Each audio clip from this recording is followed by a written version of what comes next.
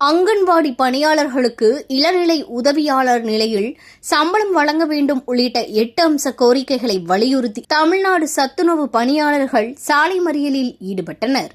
சத்துணவு அங்கன்வாடி பணியாளர்களுக்கு இளநிலை உதவியாளர் நிலையில் ரூபாய் 19,500 சம்பளம் வழங்க வேண்டும், சமையல் உதவியாளர்களுக்கு ரூபாய் 15,700 அடிப்படையில் காலமுறை ஊதியம் வழங்க வேண்டும், அரசு துறை காலி பணியிடங்களை நிரப்பும்போது 10 ஆண்டு பணி முடிந்த தகுதியுள்ள சத்துணவு அங்கன்வாடி பணியாளர்களை 50% சேர்க்க வேண்டும், சத்துணவு அங்கன்வாடியில் உள்ள காலி பணியிடங்களை நிரப்ப வேண்டும் உள்ளிட்ட 8 அம்ச கோரிக்கைகளை வலியுறுத்தி சத்துணவு அங்கன்வாடி மையங்களை மூடிவிட்டு காலவரையற்ற வேலைநிறுத்த போராட்டத்தில் 200க்கும் மேற்பட்ட போராட்ட பணியாளர்கள் சாலை மறியலில் ஈடுபட்டனர். மாவட்ட தலைவர் மதியழகன் தலைமையில் நடைபெற்ற இந்த போராட்டத்தில் ஈடுபட்டவர்களை போலீசார் கைது செய்தனர்.